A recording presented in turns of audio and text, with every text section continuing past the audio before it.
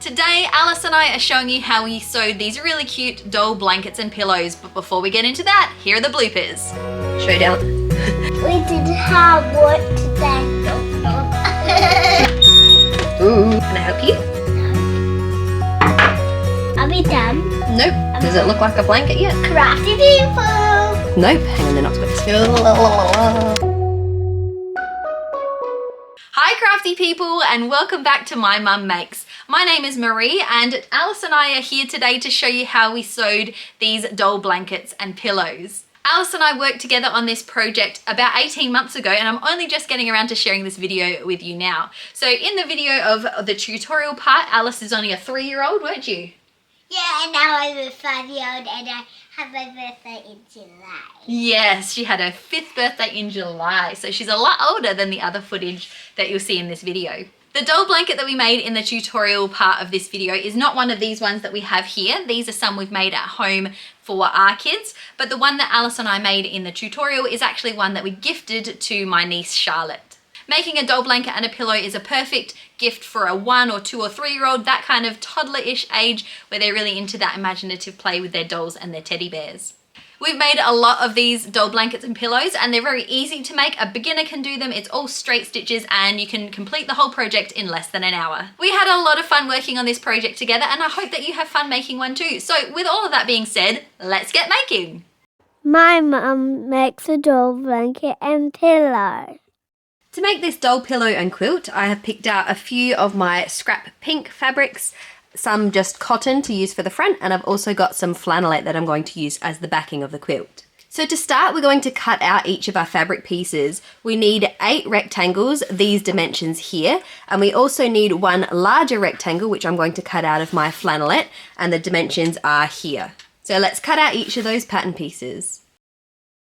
We've cut out all of our pattern pieces. We have 8 different rectangles of this size, and we have our big piece of flannelette for the back of the quilt, and I've also cut out a piece of some other just fleece here that I'm going to use as the inside layer just to make it a little bit thicker. Usually I would use white polar fleece, but this was in my scraps basket from when I made Ruben's quilt, so I thought I would use that. So now we're going to arrange 6 of our rectangles in the design that we want it to be for the front patchwork side of the quilt, and then the other 2 remaining rectangles are going to be for the pillow. So we've planned out our quilt patchwork pieces, and we also have our 2 pieces for the pillow here. I've got the 2 pillow pieces right sides together because we're going to be sewing around them, leaving a gap on one of the sides so that we can turn it out the right way. So we're going to sew around the edges with a straight stitch and leave about this much opened. And with our quilt side, we're going to put the 2 that are next to each other right sides together and sew down the short side on each of them. So we're essentially going to be sewing down all 3 of these short sides of these ones as well. So let's go over to the sewing machine and we'll sew those together. When sewing around the pillow, make sure you leave the gap to turn it out the right way on a straight side, not on the corner. With the short sides of our patches sewn together, we're going to take the top and middle rows and fold them right sides together, matching up that center seam and sewing along the long edge. So we've attached these 2 rows to each other, and we've got 1 row left to attach. So we're going to put it right sides together with the other previous row and sew along here, but we're also going to open out the seams on both sides and match them up with each other. Now what do we do? Good question, Alice. Now we're going to iron this all open at the back. And we're going to... I'm going to sit on your chair again. Okay. Snip off these corners. And turn this out the right way. This is the front of the quilt now. I've ironed all the seams opened, so that is ready for us to join to the backing. So I have here my backing piece, and I have the inside layer underneath that as well. And I have the right side of my backing piece facing up, and then I'm going to put the right side of my front patchwork side facing down so that the right sides of the back and the front are facing each other and the inner fabric is on the very bottom. We're going to sew around the quilt following the edge of the patchwork side, and it doesn't matter about the overhang of the other layers. We're going to trim them off later. We are going to leave a little bit of a gap so we can turn it out the right way again. As with all the sewing on this project, you just need to set your sewing machine to a standard straight stitch. Chop around the whole quilt so that you're chopping off any excess fabric, and trim off the corners as well so that they're less bulky once we turn it out. Then we're going to use that opening that we left and turn the quilt out the right way. Then use something long and pointy like a chopstick so that you can poke the corners out.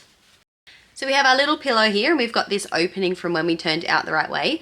And now we're going to put all of the stuffing into the pillow. Do you want to help do this bit? What else do we need to do? Well, there's only one step left. What? We've got to close over the hole. Close over this hole. Mm-hmm. Ah! And that's all. Alright! And then it's done. So with the stuffing placed in our cushion like this, we now need to hand sew this hole closed, and we also need to hand sew the hole on our quilt closed as well, just here. So I'll get out a hand sewing needle and sew both of those holes closed, and then our project here is done. I'm using a ladder stitch to close these holes over, and if you're not sure how to do that, I have made a video before all about how to hand sew and specifically how to do the ladder stitch, so you can find this video linked below if you would like to watch it. So we've closed over this hole here in the quilt, and we've closed over the hole in the pillow. So now they are all done, ready for the kids to use with the dolly. So here's a short little clip of Alice getting to use the doll blankets and pillows. This is my piggy that I got from the ruin. Alexei. So there you have it. Thanks for watching as we shared the video of how we made this doll blanket and pillow. I had a lot of fun making it with you, Alice. It was a good time, and I hope that you have a go at making this tutorial too. If you do have a go, then don't forget to send me a photo on Instagram. You can follow me on Instagram at mymum.marie. I'd also love for you to subscribe to my YouTube channel down below and watch another of my videos after this. So thanks again for watching, and until next time, go get creative, and we'll see you later. Bye!